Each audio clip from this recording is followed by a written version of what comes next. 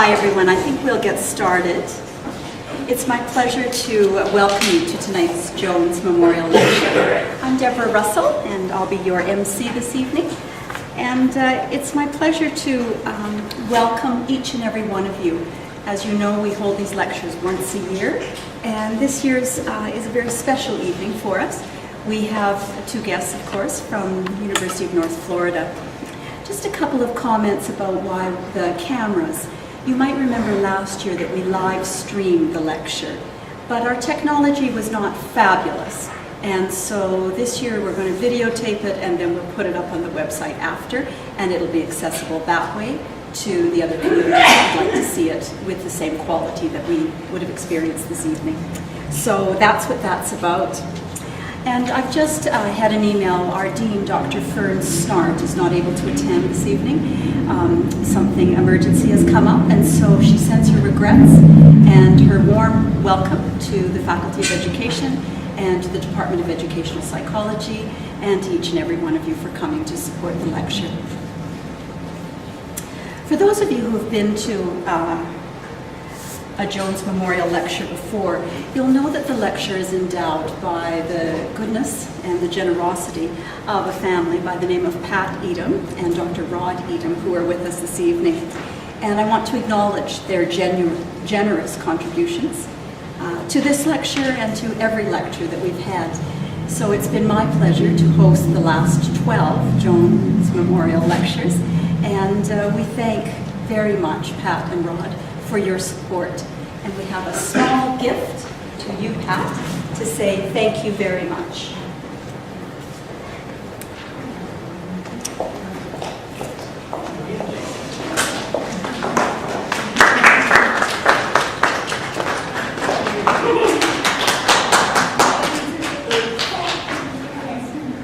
Thank you for all of us.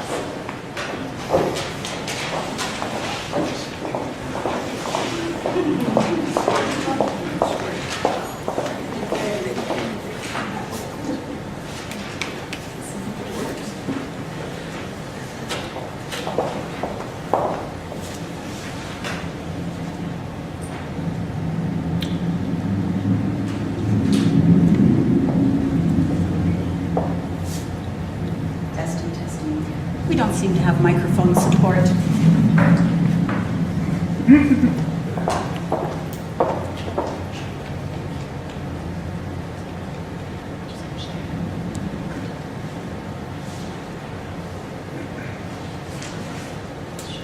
Testing, 1, 2, 3, is that better? A little bit, not at all. A little bit?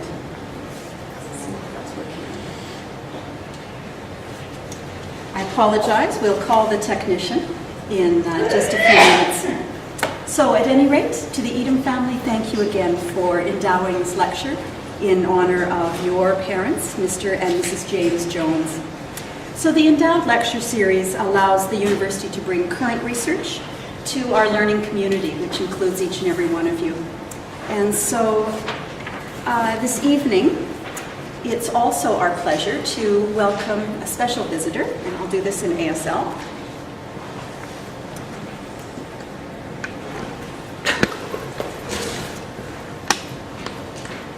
I'd actually like to get Kristen's attention. I have a special recognition to Dr. Kristen Snodden.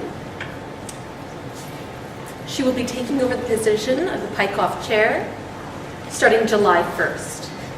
So she's taking the opportunity to come here tonight, and I certainly hope you will take advantage to introduce yourself and to meet her.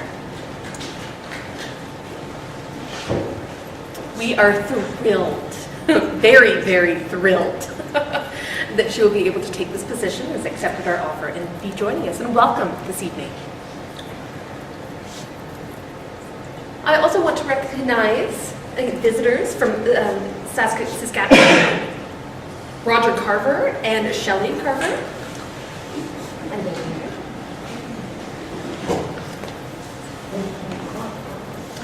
Some of you older in the audience perhaps remember that Roger was involved with WCCSD from the inception with Dr. Rada as well. So again, welcome back.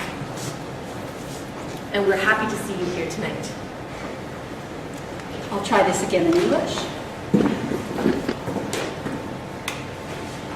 I'd also like to acknowledge our student volunteers. This evening we're joined by 2 students from NATE who are shadowing the CART reporting. So they're from the NATE, which is the captioning and the court reporting program, and so getting some practical training. So they're actually doing the lecture at the back of the room and gaining that experience. So we thank them very much for that. So now it's my pleasure to introduce our 2 speakers for this evening. Dr. Sherry Shaw and Dr. Len Robertson from the University of North Florida. Your program book gives you their bios. I don't want to repeat that. What I can say is that these are 2 researchers and 2 educators that I have followed with great interest since I first met Len at CIT in 2008, I believe, in Puerto Rico. And so since that time, Len and I have worked collaboratively on some research that's focused on legal interpreting and conducted a survey of North American interpreters. Len is a wonderful collaborator, a creative thinker, and I'm certain that he never sleeps. He's the father of 7, and yet somehow manages to publish about 400 articles a year. So I don't know how he does it, but that's Len. And it's also been my pleasure to get to know Sherry over the last few years as well, too. Again, a wonderful research colleague. She offers a rich blend of publications that often bring data from both spoken language, sign language, and bring it from an international perspective. Much of her work is conducted in Europe and in the United States.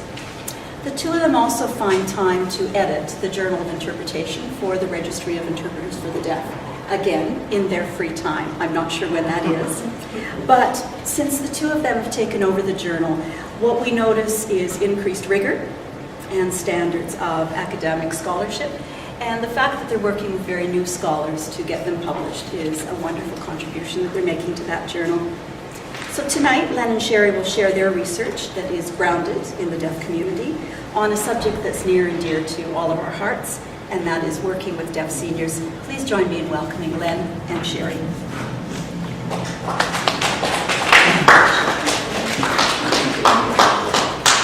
Thank you. I don't think any of our mics are working. Hello?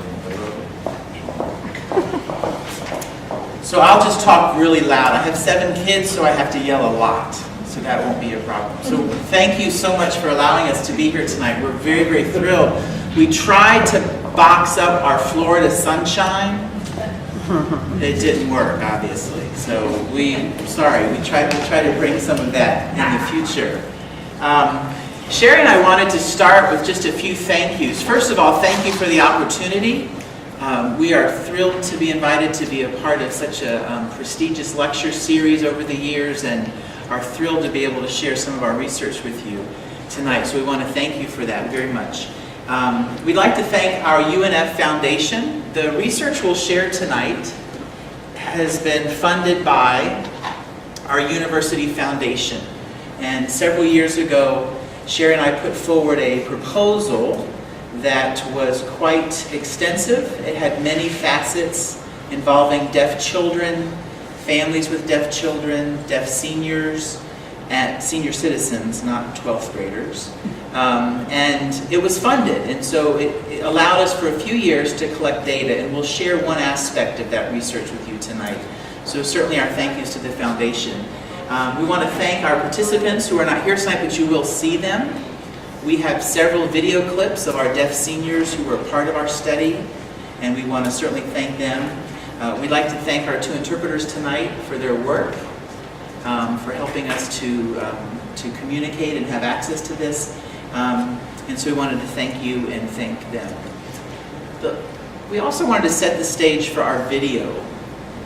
Out of respect for our deaf participants and the deaf community, we wanted to have the ASL videos presented. And so throughout the evening, we will have a video shortly, and then towards the end, we have several. And the way they'll be presented is the video will be first. They vary in length, maybe 30 seconds. The longest one is perhaps a minute and a half, and that will be an ASL only. We didn't want to put our new interpreters on the spot, and so they'll be presented in ASL. When they're finished, there'll be a slide following that with an English transcription that was there. So those of you who might not sign, you will have the opportunity to see the English transcript as well. So that's how our videos will be presented tonight, and we hope that works well. All right, so thank you very much, and let's get started.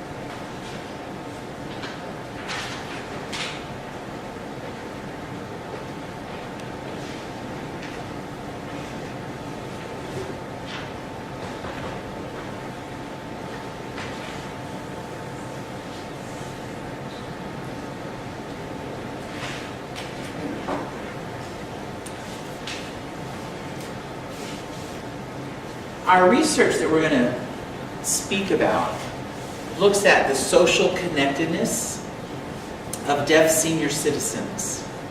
So we set out to explore the relationships that deaf seniors have with others and their family and their network of friends, and how that connectedness can be improved, how it can be enhanced. We chose the video clip you just saw, and again the English transcription is there for you, because it really highlighted some of the findings that really jumped out to us.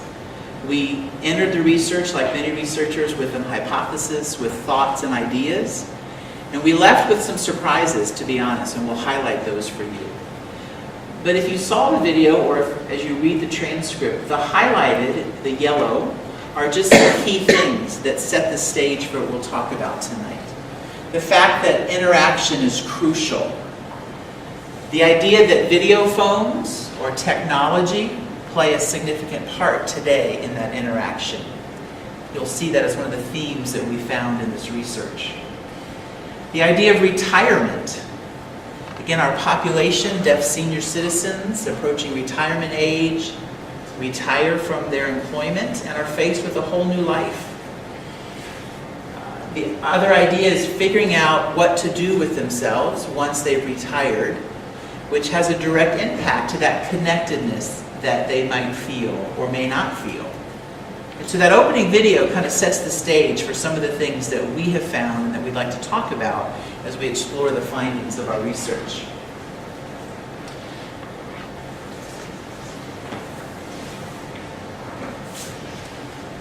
I don't think it will. The video clip that you saw could have been any of us, could have reflected any of us if we were, whether we were deaf or hearing. It was a general description of a person entering retirement and then expressing the desire to do more things and so forth. So what we'd like to do first is talk to you a little bit in general about the term social connectedness for the entire population. And then we will narrow down what that means in the deaf community. So social connectedness is a term that's often used in research related to quality of life as a beneficial factor of life. Relationships, interaction, communication, all of those are contributors to social connectedness and thus the quality of life. Social connectedness refers to the sense of belonging to some group. It refers to having interactions with people that fulfill you. So not just regular interactions, but interactions that fulfill your expectations and give you contentment and a sense of joy or peace with the people with whom you interact. Intergenerational bonds. This is a very critical component of social connectedness that came out of our research. So we are going to elaborate on this whole idea of the connection between generations. Now, interestingly, when we started this project, we were not looking at this. We didn't expect to find several of the findings we did, and this is one of them, the intergenerational connectedness and the importance of that in the deaf community. But we had several surprises along the way, and we're very excited for the opportunity to share those with you. And our goal for tonight is for you to hopefully catch some of the enthusiasm that we experienced by doing our research. I'm trying not to jump ahead, so I'll go ahead and finish this slide. The quality of relationships and usefulness to others. Those are also key components of feeling connected to other people.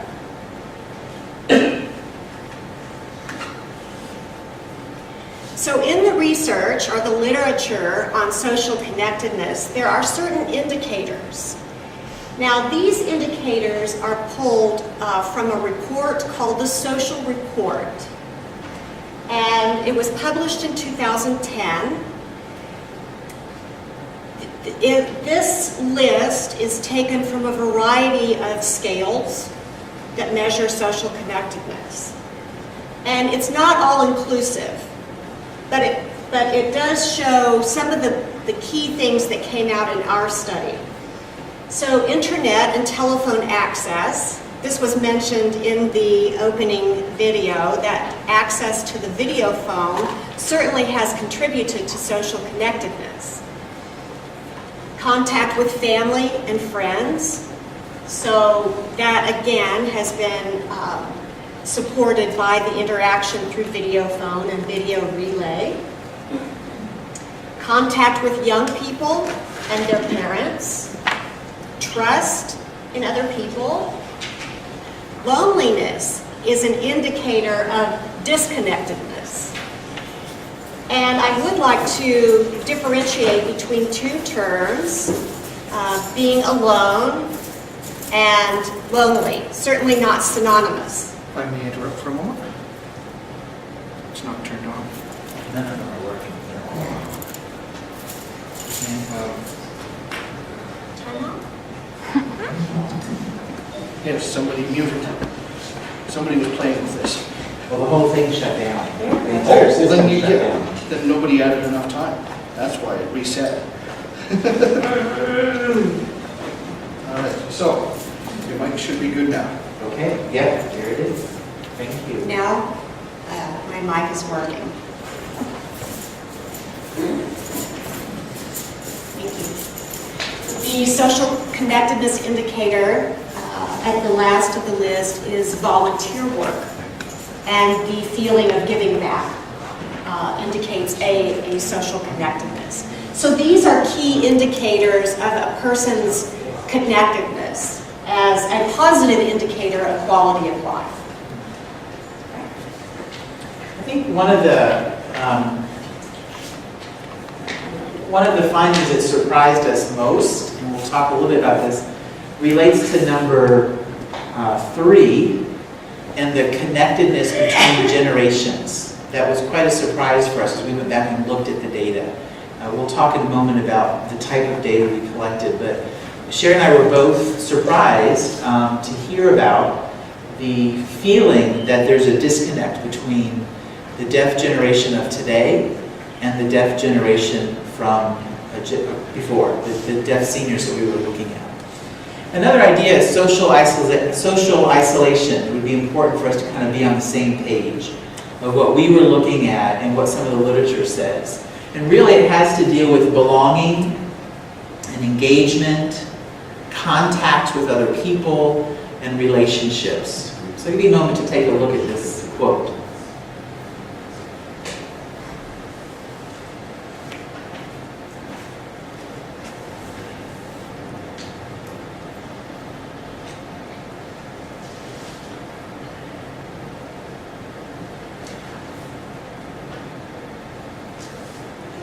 Florida is a popular place for retirement. In case you didn't know that, you're nearing that age. Come on down to Florida. So we have a lot of senior citizens. We have a lot of folks who retire, come to Florida, and that certainly includes the deaf community. And really, because we have so many deaf seniors around, it really sparked our interest in looking at how isolation is felt by this community.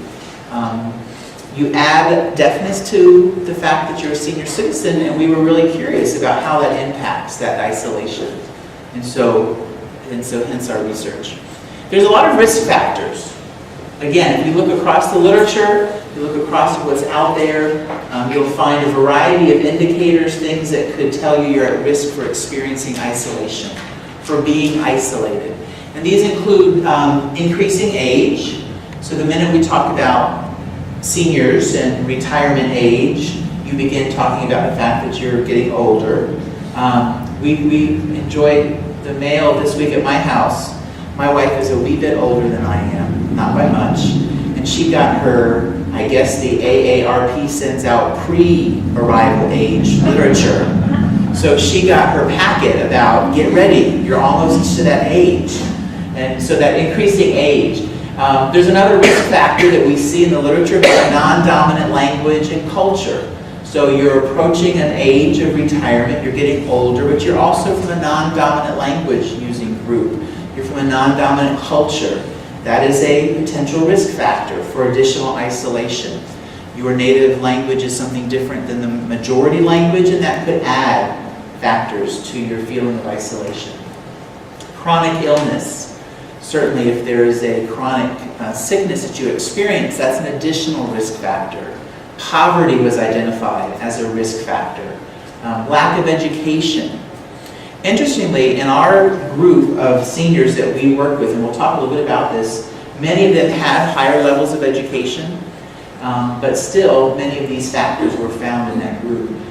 The last one is geographical distance. So again, thinking of distance in general population from family and friends. So often folks do retire to a different state, a different location. So geographically, their distance apart from family or friends may also add to the risk factors of isolation. So when you take those risk factors and you start looking at the deaf community, you have additional things to consider. And certainly one is the sense of distance from hearing people. So even though our participants were in a community and they were certainly surrounded by many people, those who may not share the same language, there's still a distance. So we may be physically quite close, but there are factors that influence the actual feeling of distance between them. So if they don't share the same language, the same values, then that may add to that. Isolation within the hearing world, again, being and working and living in a hearing world and the communication access is not always readily available is something to consider that's additional with our deaf community. And then there's a lot about connectedness. So whether it's friendship and family, whether it's connectedness to information that might be shared, whether it's connectedness to the larger community, these are all factors that have to be considered and that may compound the issue of being isolated or the lack of a connectedness to those around them. So these are all factors. Some of the literature, if you look at, we quoted from Foster here, or have identified a reference of Foster, speaks to the fact that whether it's technology or language, that when you add any type of disability or any type of communication difference to it, it complicates it. So it's not just these factors, but now we use a different language, and it just compounds that. So these are things that we took into consideration as we looked to the population we wanted to study.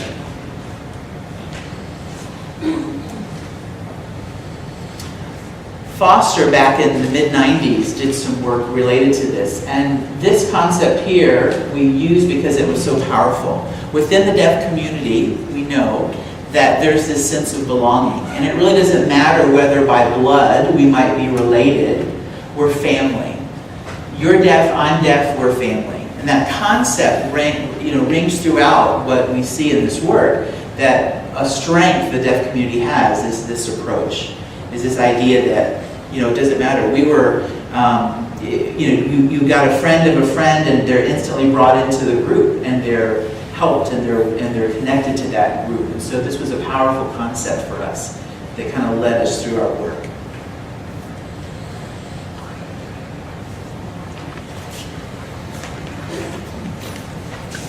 So we've alluded to the prior research and how it led us to the study we decided upon.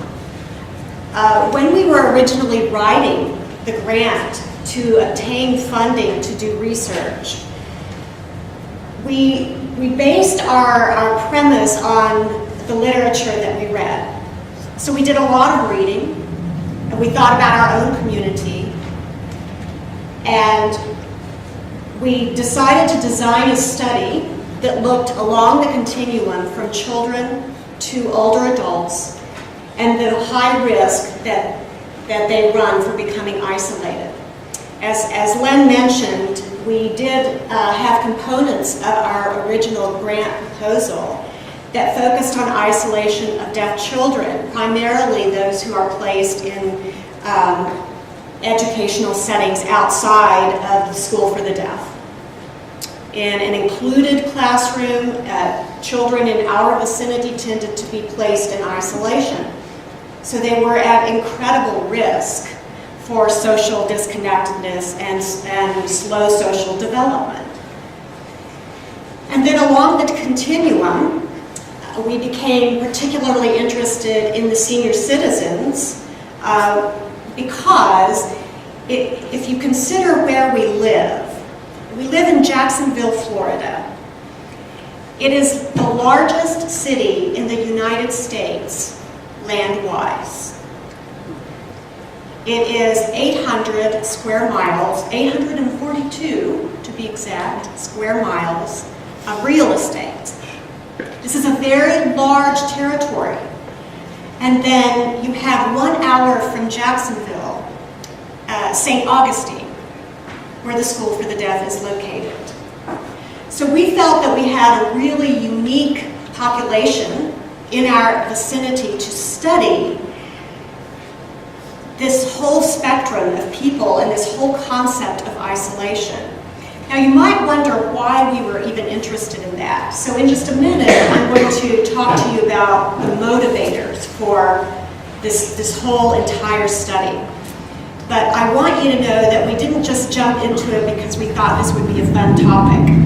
It is interesting. My dissertation was related to deaf-blind children and the influence of their grandparents on their communication development. So I do have a love for this topic. This is personally right up my research alley. But the reading, the intensive reading that went into preparing this and actually thinking about what we should study and why we should study it, what we hope to accomplish, was founded in the literature. So we've compiled a few things that are well documented by the research of others. First of all, there is a health risk associated with isolation. And when I say well documented, I'm talking about research that was done prior to us with evidence. So to base our study on the prior evidence, we discovered that health is endangered by social isolation. And isolation has the capacity to reduce someone's quality of life. And quality of life is a very common term in social circles for social researchers. The interest in quality of life is a very critical area of research. that there are benefits to intergenerational connection. That there are coping strategies that people need to demonstrate in order to maintain a sense of balance in their lives.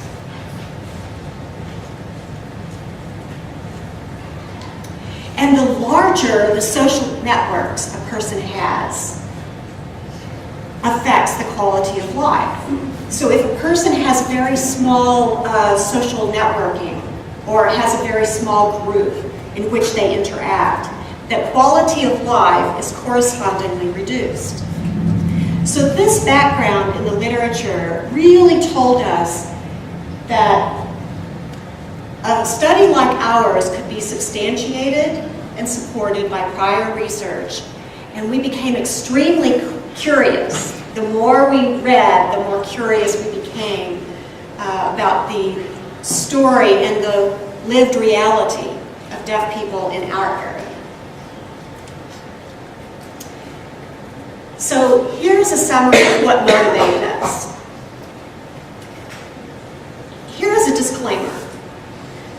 Len and I have not done a lot of research together. In fact, this study was developed the year I went to Florida to set up the interpreter education program. We didn't even know each other. I mean, he recruited me and he hired me. That's all he knew. But we really stepped out in faith to take on a study, well, really not just this study, but this whole grant foundation that supported a lot of our studies thereafter.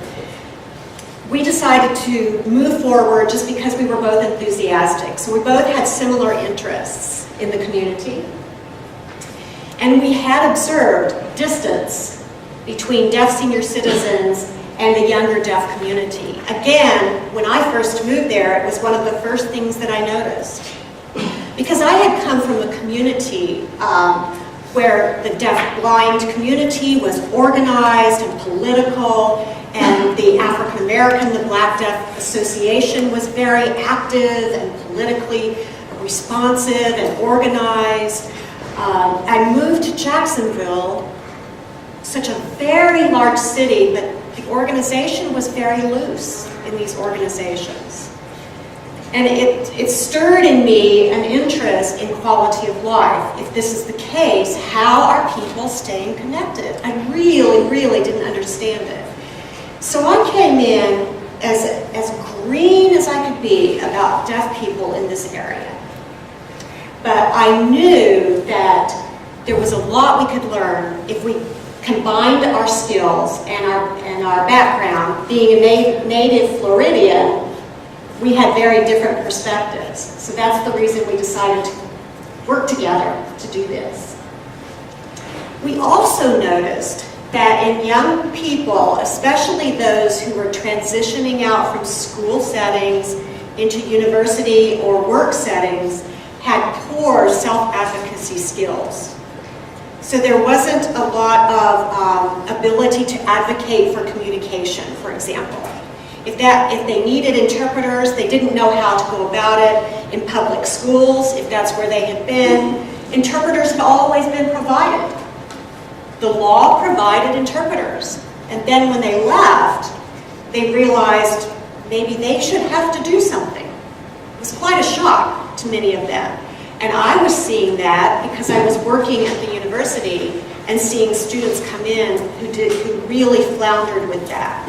And then I began to think, things like self-advocacy and self-worth and self-esteem, all of those things are something that were instilled in me by my grandparents. And of course, you see how this is all starting to connect. Whether it's deaf children, it's deaf young people starting out in the workforce, and whether it's elderly deaf people, there's something here about the benefits of the intergenerational relationships. And then I noticed that they really didn't have a chance to interact. Children in school settings who were isolated rarely saw deaf adults, much less deaf elderly people telling them stories and things like that. In our initial brainstorming, our grant included adopt a grandparent for deaf children, to adopt deaf grandparents, so that that folklore could be passed on from generation to generation. Now, as you can see, we are focusing on the ASL using deaf population. So this really narrowed our focus. We were concerned about that. So all of these things motivated us to do this project.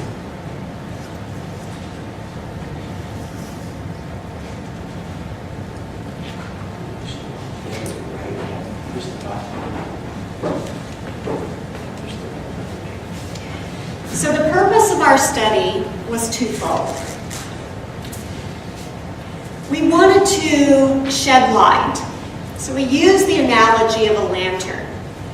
That we're going to look at this phenomenon that's sort of hidden from us. This is the way researchers' brains think, okay? And we're going to take this light and we're going to see what it's really like. And when we get to the methodology, I hope you see why it was so important that we talk with deaf people about their stories. That we don't pass out paper surveys in a second language and expect to get data that we really, really can use. So we wanted to shed the light on the issues that surround deaf people's relationships as they moved into retirement and beyond. Another interesting thing I might point out is that we discovered that there were stages long past the age of retirement. So when we first wanted to focus on retirees, we realized that within that group we had an intergenerational dynamic. So when we're going to show you a video in a little bit when the woman talks about needing to take care of older people. This was quite a surprise for us. So we had, in our minds, we had a lot of opening up to do. You know, when you start a project, you can read all the literature about every topic, and your brain can be so full of information, and you cannot know one thing about the lived reality of a deaf senior citizen who is socially disconnected. Not one thing. And that's why we felt that it was so important to shed light on their experience. We wanted to explore this generational thing. We thought that deaf children need more influence from deaf senior citizens. What we didn't realize that was deaf senior citizens needed to give that continuity to children. And I say children loosely, young people. So this was a learning experience for us, I have to say. We went in with good intentions and our hearts were good and all those wonderful fuzzy things. But when we finished this project, we realized we have mounds of work to do. That we can't stop. It will never be enough. The money is gone. The money lasted 3 years, and it's totally gone. And this is always a problem with researchers. For those of you who have experience with researchers, you know that funding is always the problem. But I can promise you from this that we will find a way. We must not stop. This is really too valuable. The longer we wait, the more people we lose. And they are like national treasures. This is an attitude. Of course, we cherish them to start with, but we have come to treasure them through this research. Twofold purpose: shed light on their lived experiences. Native users of American Sign Language was the population we were studying. And then the impact, or the negative and positive impact of all of the changes that have happened to them.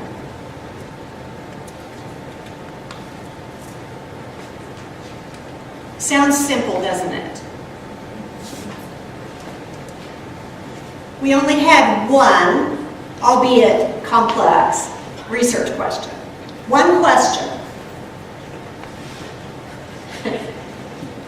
How do they perceive their relationships with others? And if they felt a bit disconnected, how would they improve the situation? So, what's your situation and how could you improve it? We also asked them, what do you do for fun? Just to see what they did. But this was really our primary research question. We don't have a hypothesis because this is not a quantitative study. We have one research question. So let me talk a little bit about the design that we decided to use. As I said, the use of a survey, an English survey, really couldn't capture the kind of data we were seeking. We wanted authentic stories. We wanted to hear from the people what they felt about their own lives. You know, we can say, oh, you're at risk, therefore we need to do something about that. The literature says you are at risk for isolation, therefore we change policies, we set up programs, we organize. Did anybody stop and actually listen to what deaf people had to say?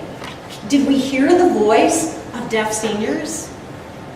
This has always been a problem. It's been a problem in interpreter education and in other service provision that we tend to act before we ask, or we tend to respond before we have any data. So we're trying to do this right. And we decide the best way that this phenomenon of social connectedness has to be explored by talking to people in the language that is native to them.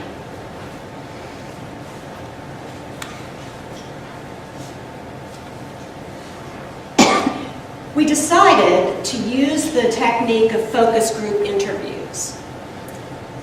Now, we could have used one-on-one interviews, and we could have done that to get information about how connected they are and how might they improve their connectedness and so forth.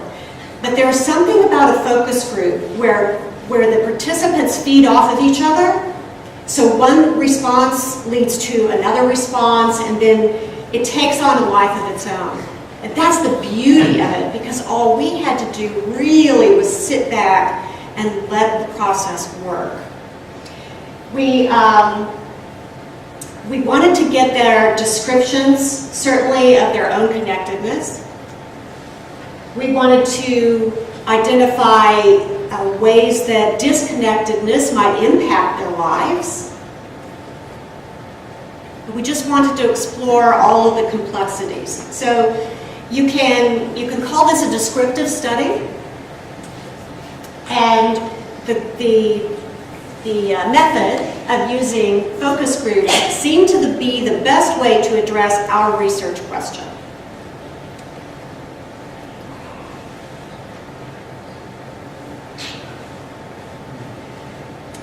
This was key to being able to collect the data. Even though Len and I could communicate, and we are trained qualitative researchers, and we could function as moderators, we decided that it was in the best interest of the group and certainly of the data that we collected, that we would get a more authentic story if we brought in deaf moderators. Now let me just explain a little bit about the role of a moderator. Certainly we had a list of questions that we wanted the moderator to ask. And it was important that everybody had a chance to answer those questions. However, as you may know, sometimes conversations don't always stay on track, and sometimes they go off in directions that lead us beyond what we thought we would get.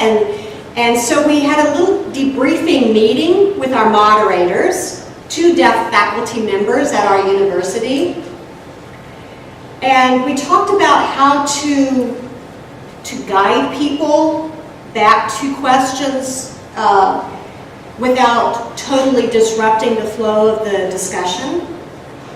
And we also talked to them about how to ask prompting questions. So if something's not getting answered, how might we find an answer? And they really, really did a beautiful job. Much better than we could have done. Ever so often, they would stop and they would summarize. Okay, so here's what we have discussed so far.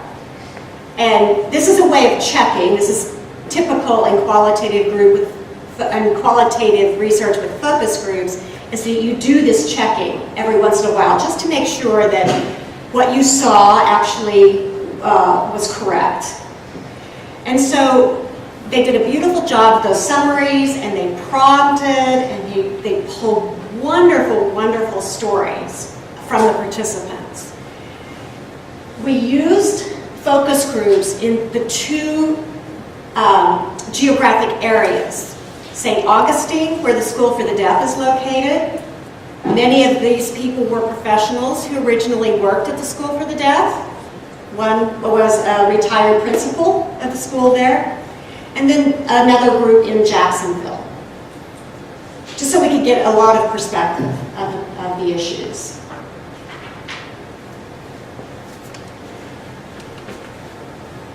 And then of course, once we videotaped all the focus groups, all of them, all 2 of them, we videotaped them. Then came the difficult and actually the expensive part, is to pay a transcriber. Focus group interviews typically are quite extensive when it comes to the transcripts that evolve out of them.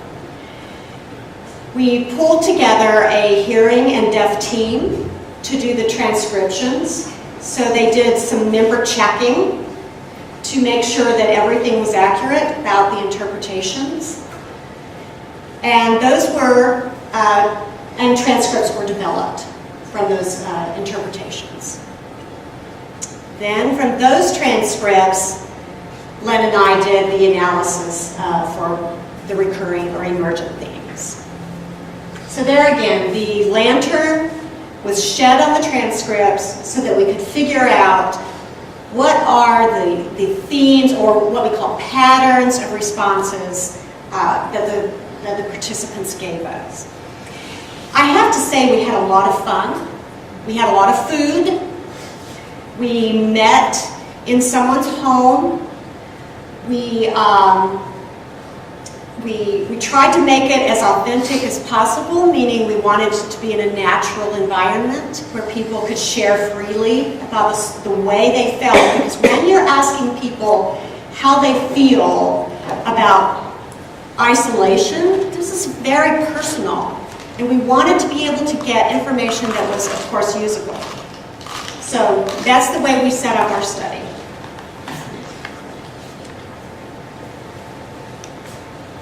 All right, so let's talk a little bit about participants, and then we will talk about some of the things we found. So we did have 2 different focus groups. One, as Sherry described, was in a home. The first focus group we did was in a centrally located, was at our university in one of our conference centers. We had a total of 14 participants in those 2 different groups. Both had deaf moderators. Our participants were aged from 65 to 97 years young.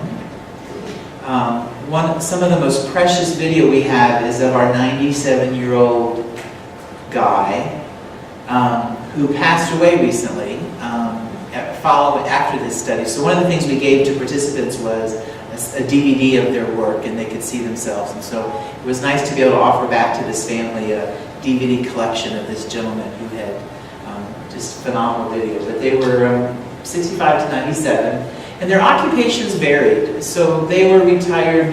We had a retired principal from a school for the deaf. We had a retired librarian. We had somebody from military service. We had a newspaper printer, some teachers, just a wide variety of individuals that we looked at. let's share with you the 3 questions that we asked. So as Sherry said, the research study was governed by the large question, and then we honed in on 3 specific questions for our deaf moderators. They asked other things and we got off on, but they were really good about getting back. And these are our 3 questions that we asked. Number 1 was, how would you describe your social interactions? So we gave them the scenario of you've got a given week, and how would you describe your social interactions? Who do you interact with? How do you communicate? The second question was, if you felt you needed to be more connected, again, they may not feel they needed to be more connected, but if they felt they needed to, what would they suggest would help that? And again, as we look at the themes in a moment, you'll see some of those ideas. And then we asked them, as Sherry said, for a little bit of fun, talk to us about what you do. So you're a senior citizen. What do you do for fun? What are the things that you're involved with? We found a set of emerging themes. So we took the data. We had lots of video. As Sherry said, we had a deaf and hearing team initially interpret, transcribe that out for us, and then we did some analysis of what we found in the text. Grouped things and pulled out themes and then began to explore, and had a great many hours looking at video and being able to pull out some of these rich themes. So we've picked 6 to share with you, and then we'll head into some of the data findings. These were 3 communication networks. So we saw throughout the videos, throughout the data that the deaf seniors gave us, the idea of establishing well-rooted communication networks, be it family, be it friends, colleagues, peers down the road, people they could communicate with readily. Transportation was a big one. Again, parallels the literature for just senior citizen social connectedness in general, but was definitely a theme that we found, that the deaf seniors felt. In particular, a lot of it depends upon transportation. As you get older, the license go away, and then what do? How do you get to these social events that may have been happening if you no longer have the ability to get there, if you can't afford community transportation, that type of thing. A third theme was the proximity. So, sure, I've got family, and yes, they may sign, but they're 6 hours away from me. They're all hearing, although they sign, so they don't have a video phone. So those things kind of played into this. Those were 3 of the themes that we found. I would like to also add about the transportation availability. As big as Jacksonville is, we don't have extensive public transportation. So we don't have trains. We do have buses, rarely used. There is even a stigma attached to using a bus. And so it's very difficult if a person loses the ability to drive and be independent transportation-wise. So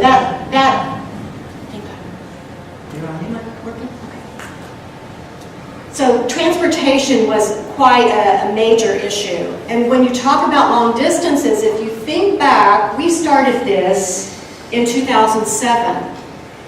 And gas was very expensive, and it has not really eased up on people in the last 5 years. I'm sure you're experiencing a lot of the same thing, just not having the financial means to travel. If you have to travel across our town, you can drive for 45 minutes and be halfway there. So you have to decide what you will attend and what you will not attend based on your ability just to get there. So, going on to some more themes that we discovered.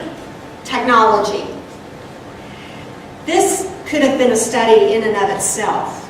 In fact, there has been a lot of research on the use of technology and the benefits and the impact and the way it has changed lives for the senior citizens or seniors or retirees or however we want to say, people in this stage of life past work. And it's positive, and I would have thought before this study that it was all positive and wonderful. and exciting and new. But there are downsides to technology. Access, affordability, those sorts of things, you know, there are some things that actually contribute to isolation that are related to technology. These came up in our focus groups. Technology, I'm thinking of the second focus group in particular, they had an affinity for technology. They really used the internet for information, for news, for email. They were really quite a savvy group, the second group. And then this one, the Schools for the Deaf, and the relationship that this group of retirees had with schools in their prior years and what they have now was one of the most saddening results of our study. This disconnectedness from the school that they had loved forever, they did not feel welcome anymore. These are some videos we're getting ready to show you.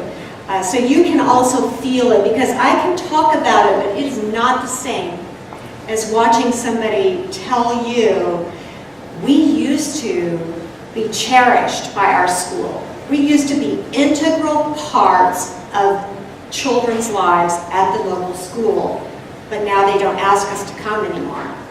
This is powerful. Powerfully sad, but just very eye-opening to us. This relationship to the school was one of a paramount discovery of ours. And then, of course, that generational divide and feeling like they were no longer useful to younger generations who just decided that they didn't need the older generation anymore.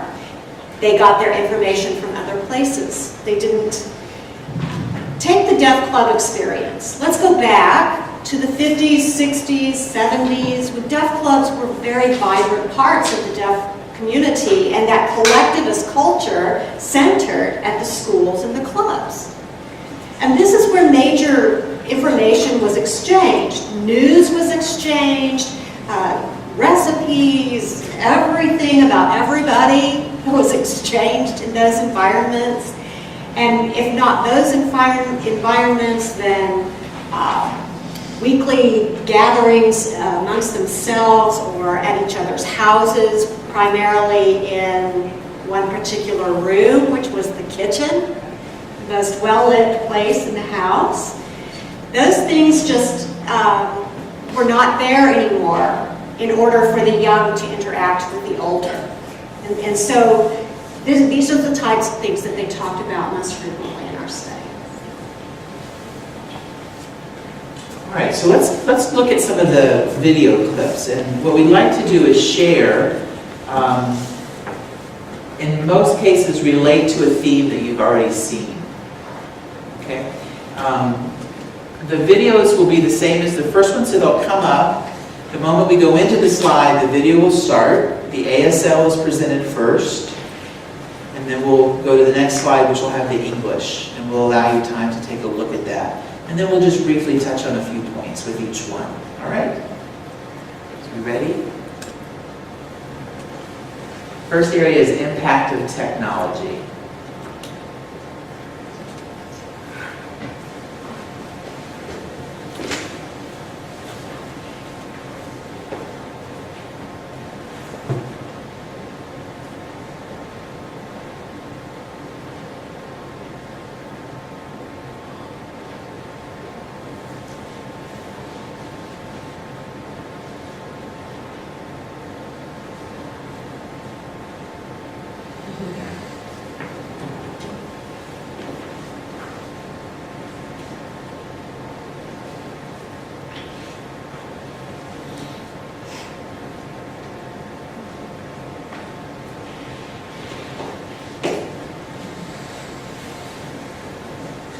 We could spend,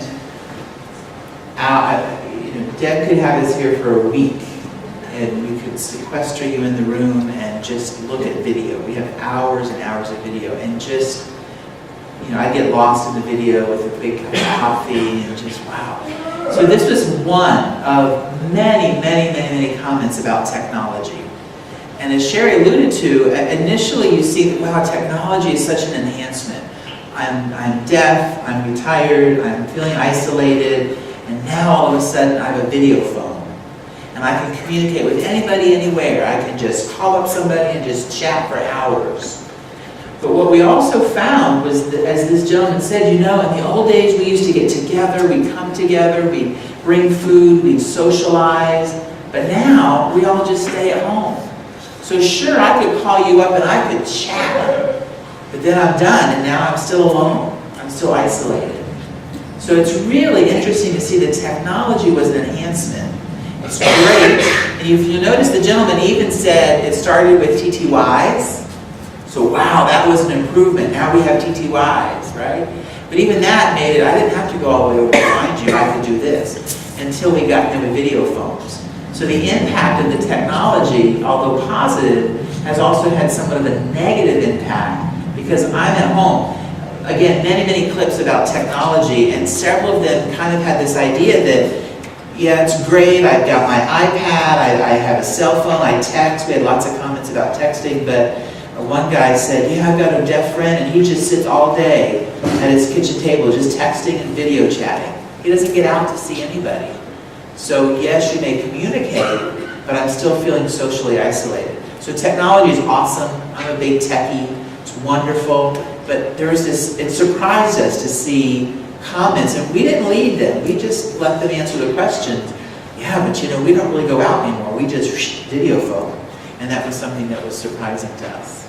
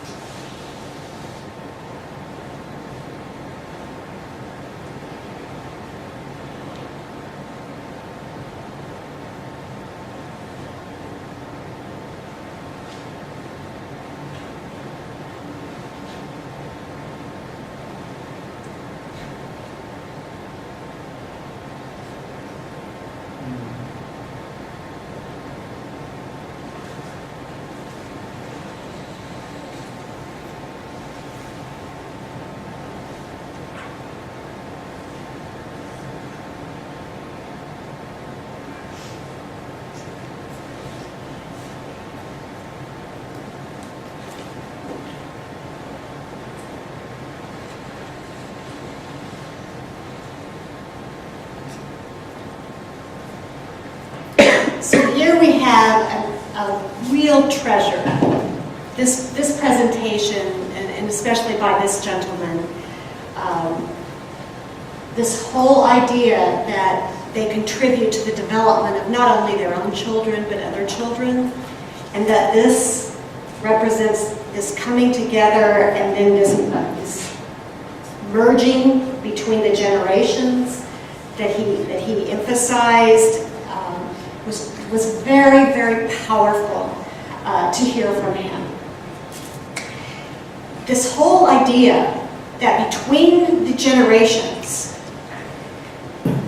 they had a sense of usefulness and a sense of contribution, again, is one of the most powerful discoveries of our research. I'm going to kind of run through these a little more quickly because we're running short on time, so I'll just turn it over.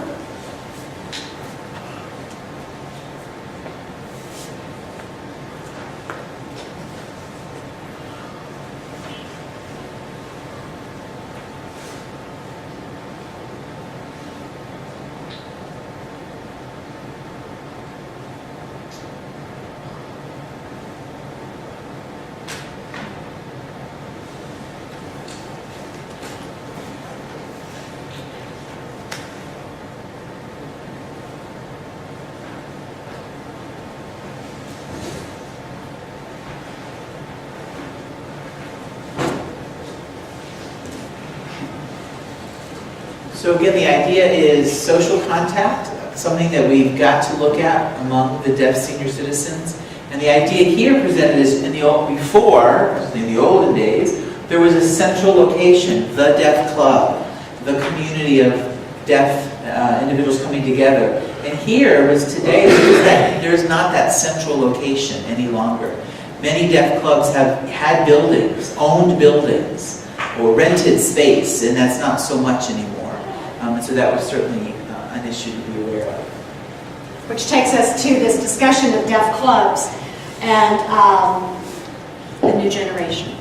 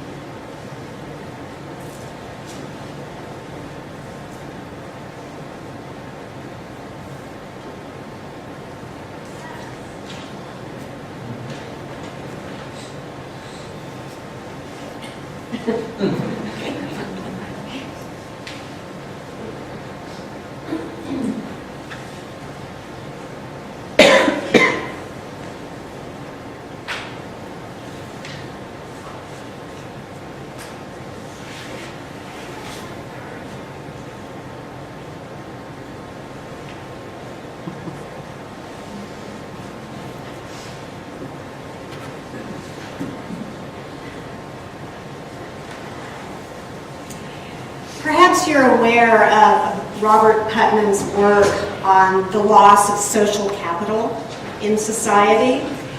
He wrote a book called Bowling Alone, quite a famous book about how we as a society used to be organization-based, and we used to be participants in organizations. And that was a way of social life during the 50s and the 60s and so forth. And his description of the loss of social capital really parallels what we're seeing with the demise of deaf clubs. And this has been our experience in the US, that clubs are folding and that new organizations are popping up. And this really was part of what they were describing here. This deaf professional happy hour had become the primary place for the 30-ish group to go. And so they had someplace else to be, and that was very exciting and wonderful, and that's a great development. But it was very interesting for the moderator, that was one of our deaf faculty members, who was summarizing and then offering a probing question to the participants. Well, what do you think about this other organization that has developed, and how does that impact you? That's the discussion about deaf professionals happy hour. And then the idea that we live in a different time zone than the young people. Simply, they start partying when we're ready to call it a day. I can relate. I think even though I'm not quite there yet, that 9 o'clock ending is... My kids were up at 5 every day because my 2 deaf kids are day students, and so we have a living at home, but we have to catch the bus at like 5:45 every morning. So for 8 years, if I'm not in bed by 9, I'm kind of messed up. So I can relate to the idea.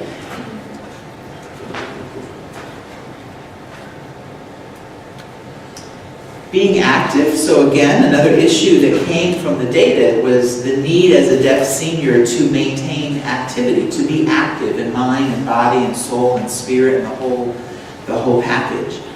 Again, working 30, 40 years working in this environment, you've got your routine set, and now all of a sudden you have this time, and so how do you maintain that activity? How do you maintain connectedness?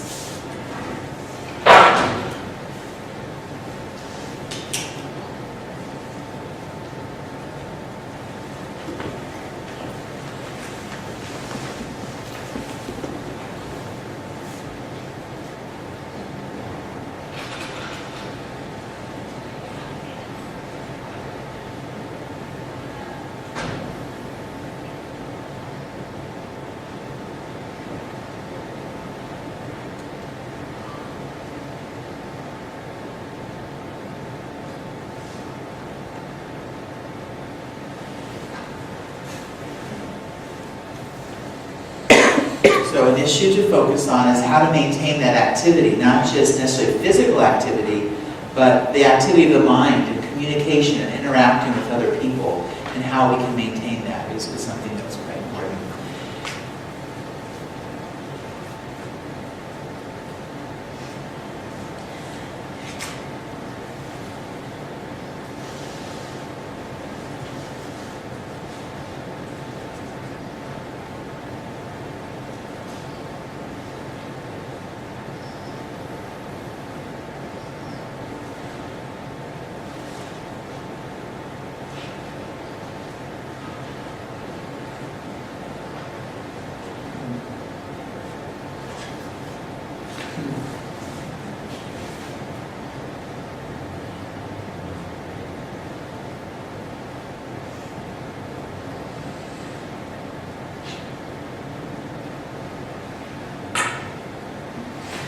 Just as a side, you see the lady in purple who was speaking. This is the daughter of the gentleman we saw on the tape, that many generations deaf in their family. But you saw the lady on the right at the end was like, right, yeah, and there was a lot of that. The whole time was just this agreement about this idea here of transportation.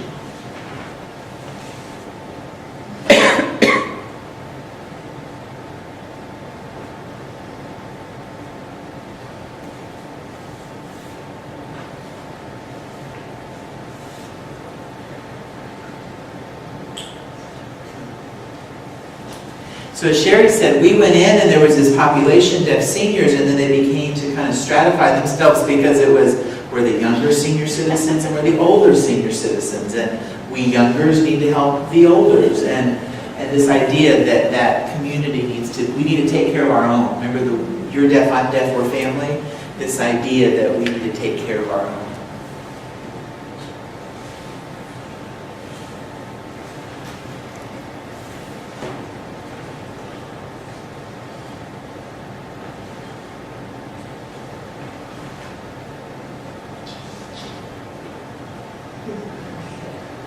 Just beautiful, this idea that the boundaries are drawn now. Our school for the deaf, I'm sorry, let me give you the English, I'm sorry.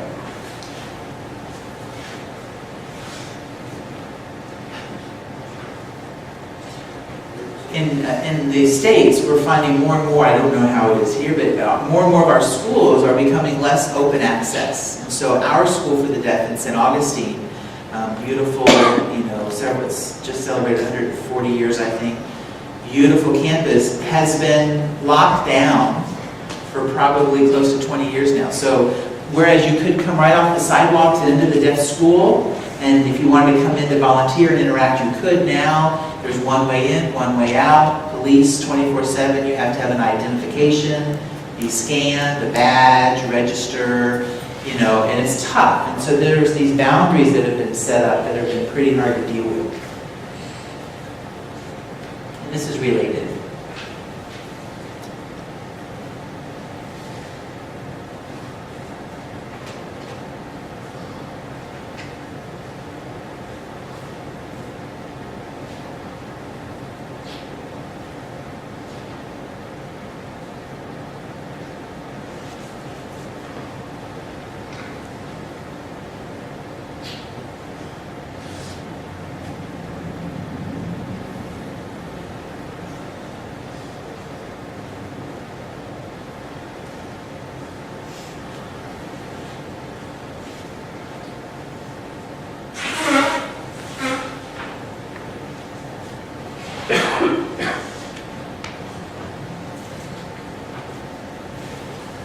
So this taps into a couple of things. One is certainly the general idea that deaf schools, the seniors of both groups felt less used than they had felt in the past. So no longer called upon to be a resource for the deaf schools, the deaf children, the younger generation. But also, as you can see at the closing comment, that the individual had many students that her family had helped over the years become successful as language models, as culture models, and that's not happening today. And this really hits home. I have 7 kids, as Deb said. 2 of my children are deaf. My grandfather was deaf, so I had deaf family members, but today my kids, we're an ASL family, our entire family signs, language access is there, but there is not that older generation for my two children. My deaf children are 11 and 15, and so I work hard to bring in those deaf models for them, those deaf seniors, and it's a challenge. And so that also was one of these motivators for me, in this concept of building into the next generation of deaf kids that success.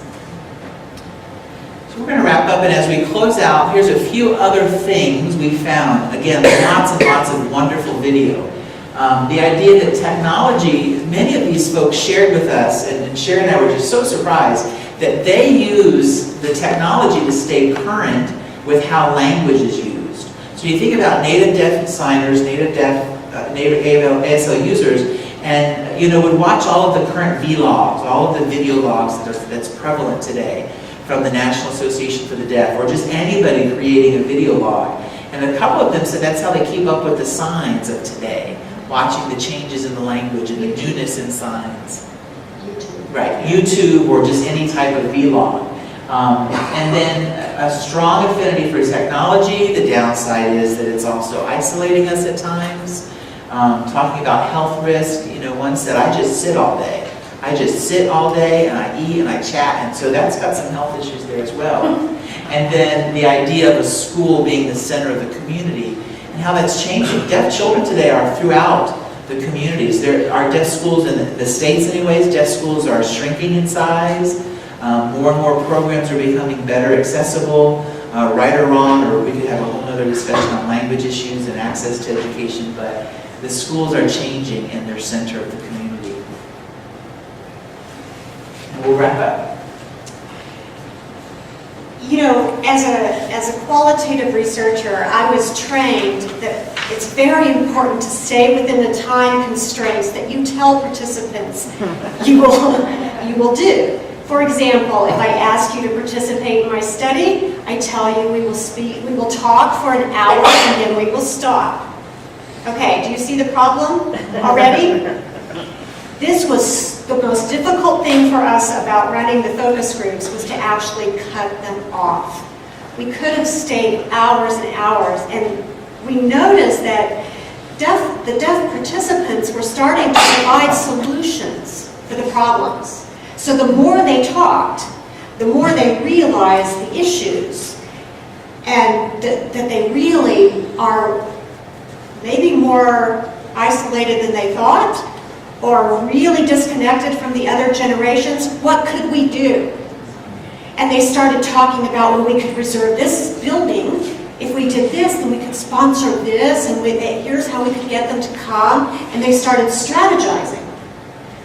This is something we really didn't expect. And it was so hard to cut them off, because it was really good information that we hope that after we met with them, they continued to meet ongoing and really address some of the things that had been illuminated in our study.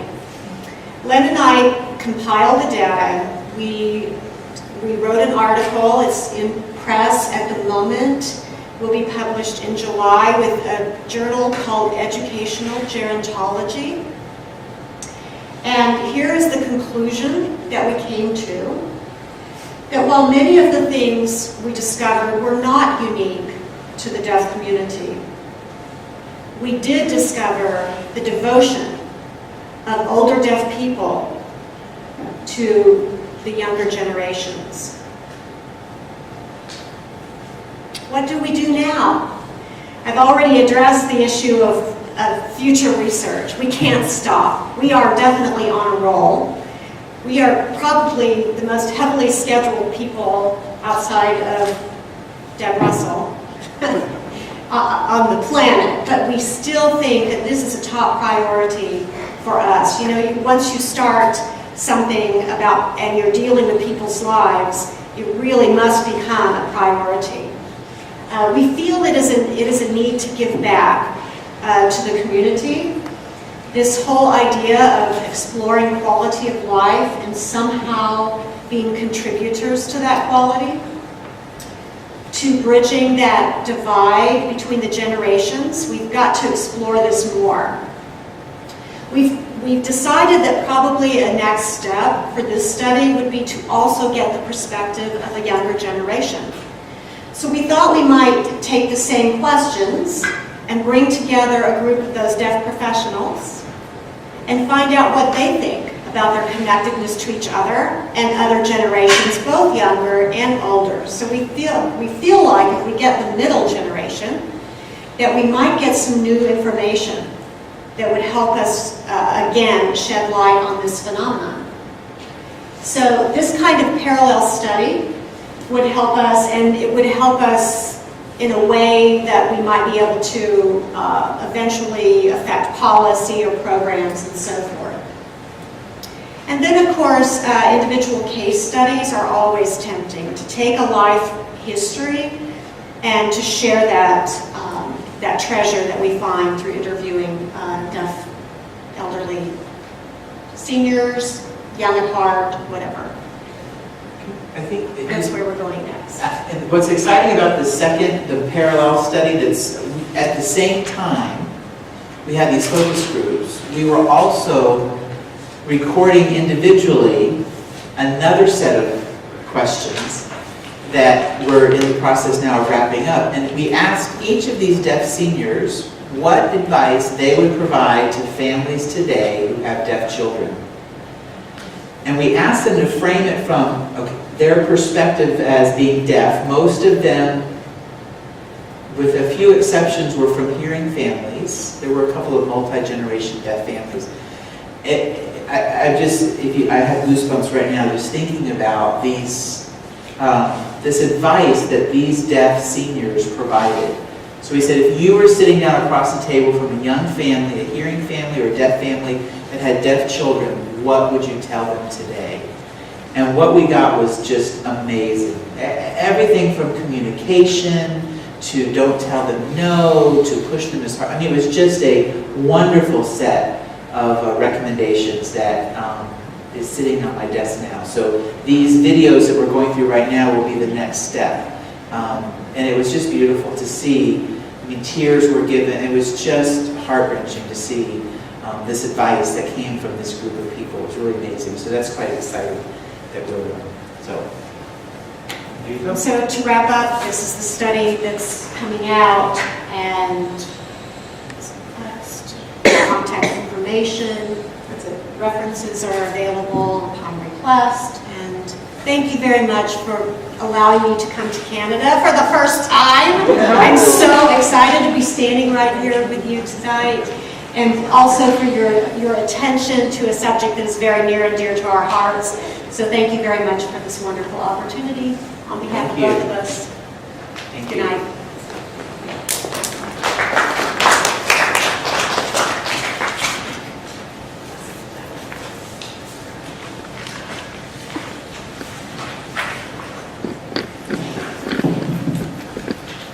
So we have Dr. Dave Mason that will actually present a component to the presentation as well as the question.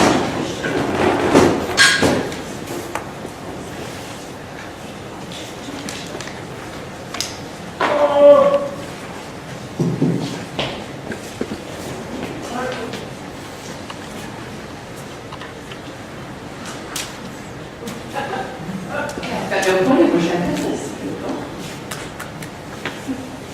Nope, that's okay.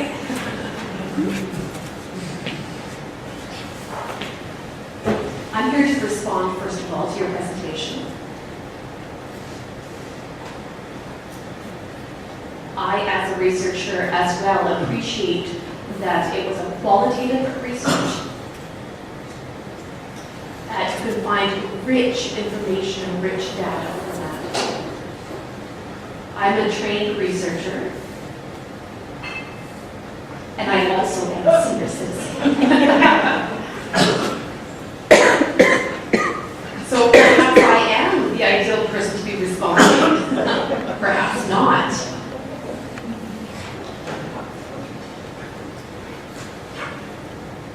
I can't respond for everyone.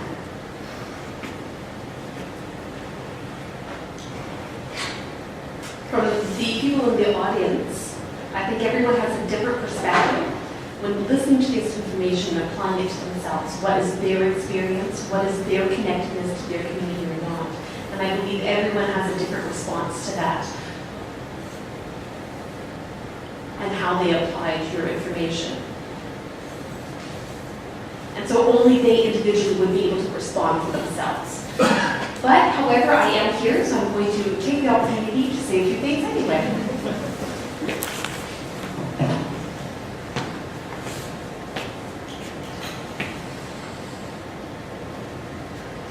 So I thought it interesting when we were talking about the generational divide.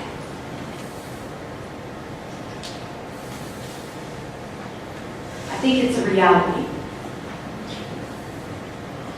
And I think we have experience with that here in Edmonton within our own community. I recall often going to meetings, for example, and hearing those comments from senior citizens, where are the young people? They should be here. But they have their own way of doing things, their own time and whatnot. And, you know, from the younger generation, their perspective is, we're doing our own thing.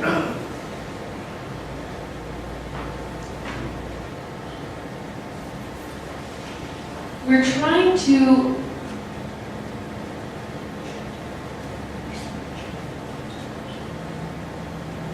we're seeing that there was a definite change in the past into what we're observing currently.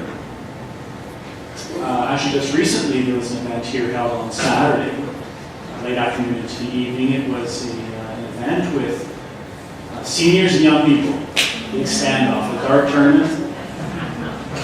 And we went at it for a number of hours. It was a big, big success.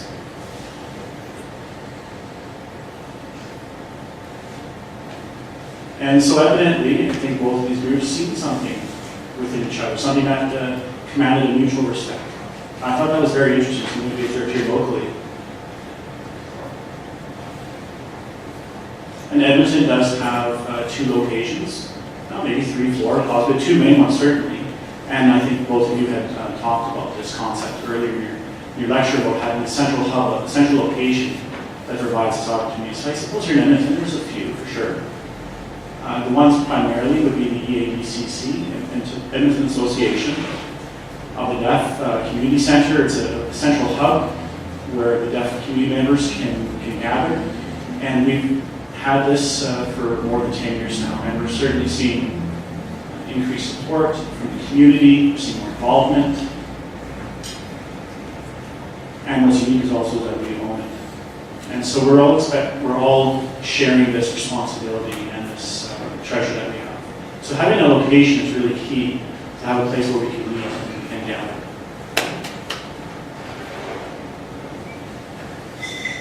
Speaking to the concept of deaf school and the inherent boundaries that seem to be there, certainly compared to the past, it was open and accessible, you could walk in, but for example now at Alberta School for the Deaf,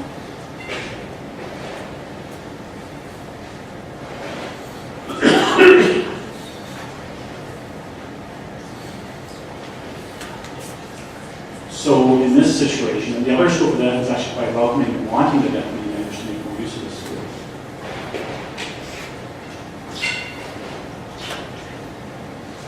So again, when you were referring to the trend of deaf clubs closing and deaf schools closing and more mainstream, it seems to me that we have the opposite trend happening here, which is interesting in itself.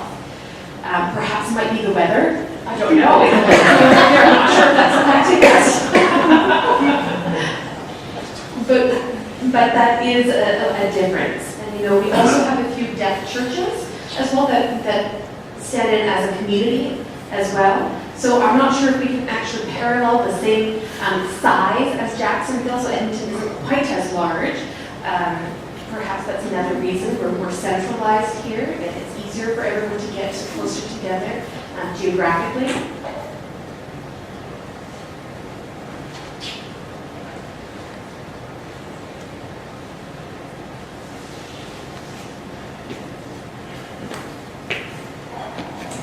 Looking for my notes, but shoot.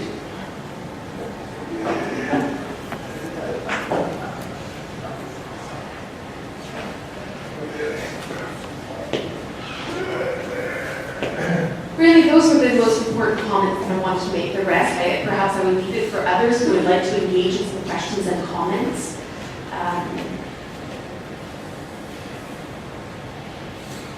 In viewing your presentation, I thought it was quite valuable, and I encourage you to take those next few steps to really.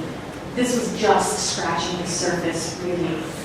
And there's so much more than we can actually get to. This is nothing, this is one hair. So I think that we need to keep going with it and really find that rich source of information. We look forward to seeing more of it. Unfortunately, we're in Canada, we can't help you with the money. We also are going through several cutbacks. So I think that was really to wrap up.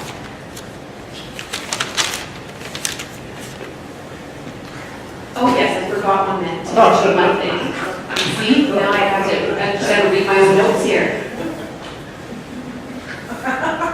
And I say good luck and move forward with all the hard work. Thank you for all you've done thus far.